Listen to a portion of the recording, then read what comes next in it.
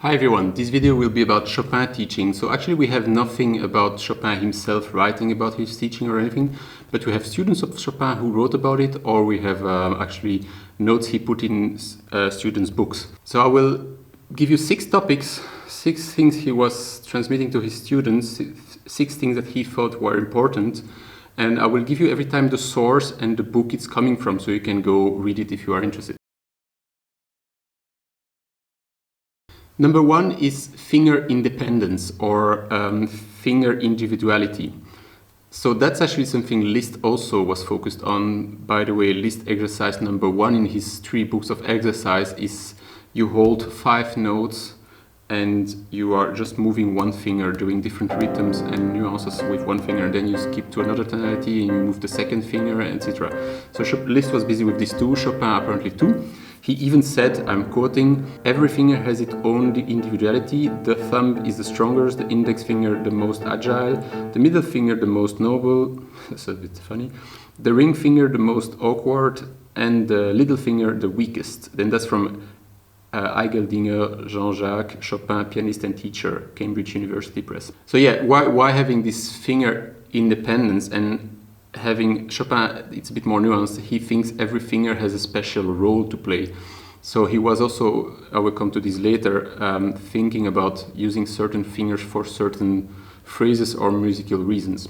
And then of course, if you have a total freedom of every finger being equal, which was more Liszt idea actually, you don't have a problem. And there I would rejoin a bit more Liszt against Chopin maybe. Although Chopin's idea, I think you can integrate both, right? But if every finger is the same strength, which is actually not possible, but if you tend to this, you can actually change fingers and do stuff, because in Chopin and Liszt stuff you have very often have your hand divided in 2, so you're doing stuff with your thumb and your second finger, like the Etude number 3, for example, of Chopin, and you are doing a melody with your 4 and 5. So if this is possible, if 4 and 5 is as strong as 1 and 2, you can use them both, or you can change 4 for 3. You can do 3-5 or 4-5. Like you have more choice if all your fingers are the same strength. Number 2 is relaxation and natural movement. So he said, everything must be done with ease, without any effort, and the hand should never appear to be working. So what he means to this is you have to try to play piano in a more natural and relaxed way possible, because of course any tension will create physical problems, and any tension will also be hearable. You can hear if someone is tense when he's playing. The sound is not as nice as if you play relaxed, right? That's a big part of my work. I'm always trying to find out how to play something in a most relaxed way, and most of the time it's just by repeating it you find a way to play it in a more relaxed, right? You find the position intuitively. But actually you can think about this before. You can try to find which position on the keyboard will be the more relaxed position to play something, right? And and follow the musical movement also helps. So this quote was from, again, Eigeldinger, the same book. Number 3 is importance of singing tone and legato. So Chopin was a big fan of singing melodies and legato in a melody, of course, because he was influenced by Bellini, bel canto, so this soprano singing a melody, and he wanted the piano to imitate this as much as possible. You can hear this, for example, in his first nocturne, right? It's very clear, this beginning phrase there, and you would try to do this with as much legato as possible. So there are exercises for legato, and actually when you do exercise like Hanoma or other exercise, you can already practice your legato there. There are different levels of legato. You can actually have one note pressing the other and keeping and releasing it a bit late, right? And you can just also release the first finger while the second is pressing. So these are already 2 kinds of legatos. And you can play with this timing when you release the first finger compared to the second finger playing, right? This will create different level of legato, very legato or almost not legato, right? Chopin wanted to have melodies to be very legato, to have a singing, beautiful melody legato. There, a student, Karol Mikuli, recounted, he demanded a beautiful singing tone and a perfect legato, which he himself possessed to the highest degree. This is from Mikuli Karol, Handbuch für den Unterricht im Klavierspiel, Breitkopf und Härtel, 1888. Number 4 is understanding the harmony and the structure of a piece. Apparently Chopin was insisting on this and was writing in students' books sometimes chords or was writing the structure. So I must say that's maybe my weakness, and I understand it's important. I mean, speak from harmony, I never had problem with structure. A structure of a piece is indeed easy to see, and let's say analyze the structure of a piece is easier than analyze the harmony of a structure. So of course in conservatory we learn both. We have harmony and analyze, and just harmony can be pushed on very high levels to the level that you actually can compose a piece, right? Which, for example, I don't have. I don't have this very high level of possible analysis of the piece in harmonical way. So I can basically see tonalities, chords, some chords actually I don't know or I don't find out, or I need a lot of time to find out what it is. So I always made my way without, because I can play a concert program with no problem and musically perfect and no mistakes, everything. But one thing, for example, is sometimes if I have a blackout or something, maybe harmony would help me out. And probably also harmony will give me a level more of security for playing by heart, for example, which I actually maybe not have for the moment, or not so strong. So that's something I could still improve, for example. So I encourage everyone to improve this, but this is like, there are actually harmony lessons. You can take lessons of harmony. Like Chopin was giving some indications in the scores. I'm doing this too sometimes, giving some chords. Chopin was of course a composer, so he had this double hat, like pianist and composer, right? So he could also like give you the inside of as a composer, which, for example, I cannot as a piano teacher, which actually many teachers cannot. My teachers never did this. I know some teachers can. Some teachers are really good in harmony, but I had, for example, a harmony teacher separate, right? And I did the minimum for conservatory, right? So yeah, again, like in the book of Ageldinger of 1987, he's saying Chopin's annotation in his students' scores often included detailed harmonic analysis and structural markings. So detailed harmonic analysis. Number 5 is focus on rubato and expressive timing. So expressive timing is making a kind of rubato that express a melody in some ways, right?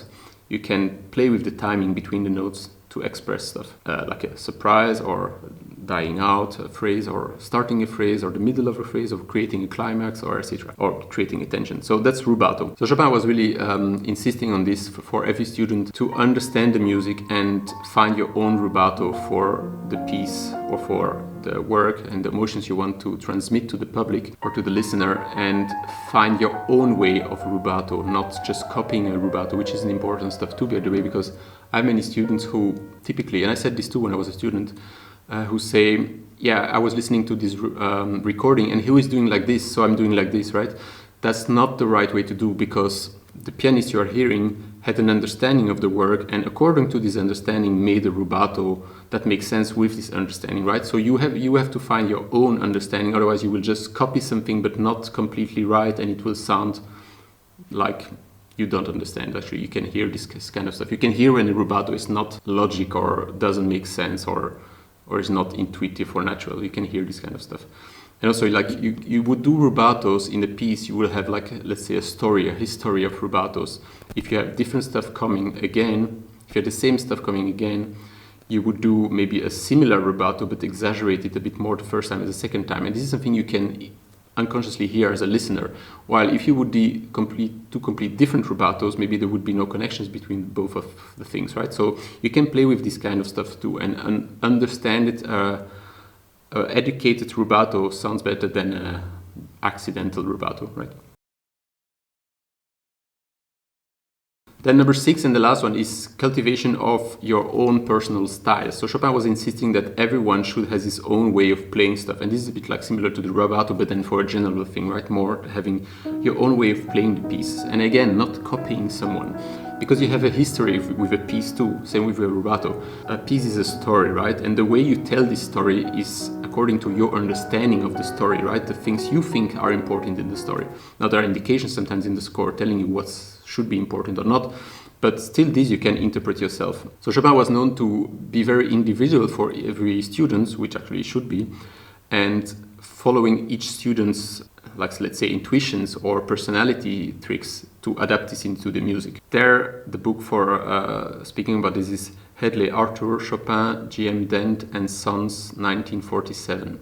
So I will put all the books title in the description, and I will put the cover if I find it there too. So yeah, it's like, to resume, like, Chopin basically had a very intuitive and personal teaching, adapting to the needs of every student. Now, it means, like, when he noticed someone has a weakness in rubato, for example, he was spending more time on this, or where sometimes someone had difficulties understanding structure, he was spending more time on this, or someone was more into, like, let's say, etudes or technical things, he would go more to this, I guess. Like, stuff I do too as a teacher do this normally. That's also why, to refer to this other video I made about will AI replace teachers, not directly, not soon, because it would need to understand people psychology first, right? You need to know a person, you need to know what this person like, don't like. In a way, you have to try to help this person discover stuff they don't like, because they will not do it by themselves. And then, in a way, also not pushing it too much, but still enough to try, right? And same with exercise. Some people hate exercise, and it's sometimes necessary to do some exercise. So as a teacher, you adapt to this. You try to give not too much, but introduce them to the exercise. And if they don't want to do it, well, up to them, right? Everyone is free to learn as much they want. So I think that's also an important thing with Chopin. It was, to resume it, it was following natural feeling of your hand, being relaxed, and finding the best way to play things, the more natural way to play things, right? So yeah, let me know if you have any stuff you were reading about Chopin teaching. I know there are a lot of videos about Chopin teaching. There is this so-called Chopin method. Neither Chopin or Liszt made a method for teaching. They were both teaching a lot, actually. Most of musicians were teaching. Mozart was teaching a lot too, right? Chopin and Liszt also did. Chopin almost did only teaching because he didn't play a lot of concerts. Liszt did a lot of concerts, but then at the end of his life spent much more time teaching. And when he was young in Paris, when he was 20, he was also only teaching for a while. So as a musician, you teach, right? And apparently also, like, the Chopin prizes, I'm still trying to find this out. I had different readings about this, and I asked GPT and I did research. He was charging a lot for a lesson, something between $500 and $900 for a lesson. Now, he had the richest people in Paris taking lessons with him because he was a celebrity, and he was a composer, concert pianist, a teacher. He was in very high demand, so he could charge a very high price, and people were putting a lot of value on music, a bit more, I think, than today, or average people at least. So yeah, I hope this video was helping you a bit.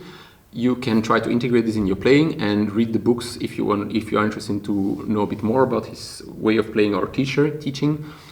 Hope you enjoy the video. See you next video.